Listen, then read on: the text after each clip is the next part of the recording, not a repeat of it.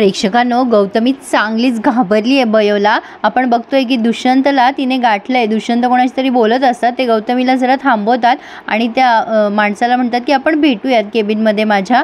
आणि मग त्या माणसाला तिकडे पाठवल्यानंतर हे तिला बाजूला कोपऱ्यात घेऊन जातात आणि तिच्यावर ओरडतात, गौतमी जरा गप्प बसत जा, तुला काही कळतं का? तुझा न हा अतिराग एखाद दिवशी आपल्याला महागात पडणार आहे. म्हणतात ना अतिराग भीक माग, तसं झालंय तुझं. तुला काही कळतं की नाही ग कुठे काय बोलायचं ते? गौतमी म्हणते, हे बघ मला प्रवचन देऊ नकोस अजिबात. आता तो दुष्यंत म्हणतो, प्रवचन द्यायची वेळ तूच आणली आहेस. पण आता गौतमीने लगेच ते मिसिंगचे प्रिंट्स दाखवलेत त्या दुष्यंतला आणि म्हणते, बघ बघ त्या बयोने काय करून ठेवलंय. तुला म्हणत होते ना मी ती खूप डेंजर मुलगी आहे. ते दुष्यंत ते बघतात आणि त्यांच्या लक्षात येतं की बयो खूप ब्रिलियंट मुलगी आहे. तर आता गौतमी म्हणते, आता काय करायचं आपण? हे बघ आता आपण फसलोय. ती केव्हाही आपल्यापर्यंत पोहोचू शकते. तिला डाऊट तर नसेल ना आला की शुभंकर या कॉलेजला आहे. तर आता पुढे आपण बघतोय की इकडे अभिराम बयोला म्हणत असतो, बयो तू त्या इराच्या आईला चांगलं सुनवलं, पण एवढं त्यांना चिडायला काय झालं होतं ग तुझ्यावर? बयो म्हणतात ना खाई त्याला खवखवे, तसं झालंय त्यांचं. अभिराम म्हणतो, पण तू चांगलं सुनवलंस त्यांना. बयो म्हणते, गरजच होती त्यांना सुनवायची. नक्की ना काहीतरी त्यांना माहिती आहे म्हणूनच ते एवढ्या चिडल्या, नाही तर त्यांना एवढी चिडायची गरज नव्हती बाबांच्या बाबतीत ऐकल्यावर. अभिराम म्हणतो, तू जे केलंस ना योग्यच केलंस बयो. आता इकडे हे दुष्यंत गौतमीला समजवतात, हे बघ तू एवढी पॅनिक होऊ नकोस. गौतमी म्हणते, काय सांगतोयस तू मला? टेन्शन घेऊ नको, पॅनिक होऊ नको. अरे तिला डाऊट आलाय आपल्यावर, ती केव्हाही पोहोचू शकते आपल्यापर्यंत. दुष्यंत म्हणतात, हे बघ गौतमी तिला आपल्यावर डाऊट आलाय असं नाही वाटत आहे मला, तू ना जरा शांत राहा. गौतमी म्हणते, अरे तिने कॉलेजच्या बाहेर इथे पोस्टर चिटकवलेत ते. दुष्यंत म्हणतात, अगं ऑब्व्हियसली गर्दीच्या ठिकाणीच चिटकवेल ना ती पोस्टर. गर्दी कॉलेजमध्ये, हॉस्पिटलमध्ये अशा ठिकाणीच असते ना. गौतमी म्हणत असते, ते प्रिंट्स तू सगळे फाडून टाक जिथे जिथे तिने लावले. आता हा दुष्यंत म्हणतो, तू वेडी आहेस का? अगं तिला माझ्यावर डाऊट नाही येणार का? गौतमी म्हणते, तू तरी जाऊन बोल तिच्याशी, काहीतरी कर. दुष्यंत म्हणतो, हे बघ तू जरा शांत राहा. आधी आपल्याला इथून शुभंकरला शिफ्ट करावं लागेल. मी तुला कधीपासून सांगत होतो पण तू ऐकत नाही आहेस. गौतमी म्हणते, मला काही सुचत नाही आहे. मी आता सध्या मी जाते घरी, नंतर बोलूयात आपण. दुष्यंत तिला ठीक आहे असं म्हणतात, पण आता हे दोघंही चांगलेच घाबरलेत. आता आरव बयोशी बोलायला जातो तेव्हा इरा त्याचा हात पकडते आणि म्हणते, कुठे चाललायस दादा? आरव म्हणतो, मी कॅन्टीनमध्ये चाललोय मित्राला भेटायला. इरा म्हणते, कशाला खोटं बोलतोयस? हिलाच भिकारडीला भेटायला चाललास ना तू? आता बयो तिथेच उभी असते आणि अभिराम सुद्धा. आता आरव इकडच्या तिकडचं म्हणजे विषय टाळत असतो मुद्दाम. आता इरा म्हणते, चल घरी. तुला कळत नाही का मम्मा सकाळी झालेल्या प्रकरणावरनं किती नाराज आहे आणि तू मम्माजवळ बसायचं सोडून इकडे फिरतोयस मित्रांसोबत, शोभतं का तुला? आरव म्हणतो, इरा हे बघ मला माझे पर्सनल कामे असतात ना, जाऊ दे मला प्लीज. पण इरा मात्र त्याचा हात ओढून त्याला घेऊन जात असते. आरवला खूप ऑकवर्ड फील होत असतं. आता आरव म्हणतो, हे बघ मला माझी पर्सनल कामं आहेत, जाऊ दे ना इरा.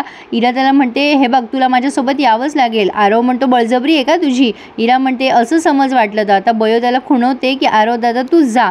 मग आरव जातो तिथून इरासोबत, पण तिचा हात जो त्याने धरलेला असतो तो जोरात झटकतो आणि इरा अशी खुन्नस देते बयोला जाता जाता. गौतमी इकडे रमाकांतला झापून टाकते, म्हणजे वड्याचं तेल वांग्यावर काढतात तसं झालंय. रमाकांत गेम खेळत असतो त्यामुळे त्याच्यावरच ती डाफरते आणि म्हणते, तुम्हाला काही कळतं की नाही? बघा हे काय केलंय त्या बयोने. आता रमाकांत बघतो आणि त्यालाही धक्का बसतोय आणि मग गौतमी त्याला म्हणते की तुम्हाला मी सांगितलं होतं तिचा बंदोबस्त करा. ससा कासवांची गोष्ट माहिती आहे ना तुम्हाला? ते कासव कसं हळूहळू पुढे निघून जातं तसं केलं या कार्टीनं. ती खूप शातीर निघाली. तुम्ही इथे फक्त टाइमपास करत बसा. तुम्हाला ना एक काम दिलेलं धड करता येत नाही. त्या पोरीनं जर आता शुभंकरचा पत्ता कळून घेतला तर काय व्हायचं आपलं, कळते का तुम्हाला? हे बघा मी तुम्हाला 3 दिवसाची मुदत देते. जर तुम्ही बयोचा बंदोबस्त नाही केलात ना तर मग तुम्ही आहे आणि मी आहे. गौतमी या रमाकांतला धमकावून निघून गेली आहे. रमाकांत विचार करतोय, बयो तू आता गेलीस कार्टे, तू आता संपलीस असं म्हणून आता त्याने सुपारी दिली आहे बयोची, पण मारायची नाही, त्रास द्यायची. आता हे जे ना प्रेक्षकांना जरा धक्कादायक वाटलं मला. अचानक बयोला असं वाटतं की त्या सविता मावशीला आपण बाबांचा फोटो दाखवूयात, त्यांना काही माहिती असेल तर कळेल ना.